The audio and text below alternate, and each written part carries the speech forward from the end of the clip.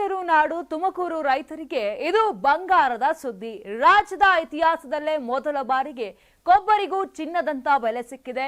ಕೊಬ್ಬರಿ ಬೆಲೆ ತಿಪಟೂರು ಎಪಿಎಂಸಿ ಮಾರುಕಟ್ಟೆಯಲ್ಲಿ ಸಾರ್ವಕಾಲಿಕ ದಾಖಲೆಯನ್ನ ಸೃಷ್ಟಿ ಮಾಡಿದೆ.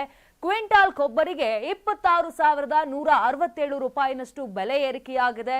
ರಾಜ್ಯದಲ್ಲಿ ಸದ್ಯ ಎಳನೀರಿಗೆ ಭಾರಿ ಬೇಡಿಕೆ ಇದೆ.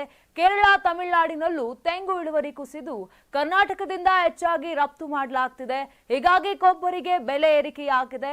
ಇನ್ನು ಜುಲೈ ಆಷಾಢ ಮಾಸದ ಬಳಿಕ ಶುಭ ಸಮಾರಂಭ ಹಬ್ಬಗಳೇ ಹೆಚ್ಚಾಗಿದೆ. ಉತ್ತರ ಭಾರತದಿಂದ ಕೊಬ್ಬರಿಗೆ ಬೇಡಿಕೆ ಕೂಡ ಹೆಚ್ಚುತ್ತಿದೆ. ಹೀಗಾಗಿ ಶ್ರಾವಣ ಮಾಸದಲ್ಲಿ ಕ್ವಿಂಟಾಲ್ ಕೊಬ್ಬರಿ 30,000 ದಾಟುವ ನಿರೀಕ್ಷೆ ಕೂಡ ಇದೆ. ಇನ್ನು ಕಳೆದ ವರ್ಷ ಕೊಬ್ಬರಿ ಬೆಲೆ ಕುಸಿದಿದ್ದಕ್ಕಾಗಿ ಕಂಗಾಲಾಗಿದ್ದಂತ ರೈತರು ಬೆಂಬಲ ಬೆಲೆಗಾಗಿ ಬೃಹತ್ ಹೋರಾಟವನ್ನೇ ಮಾಡಿದ್ರು.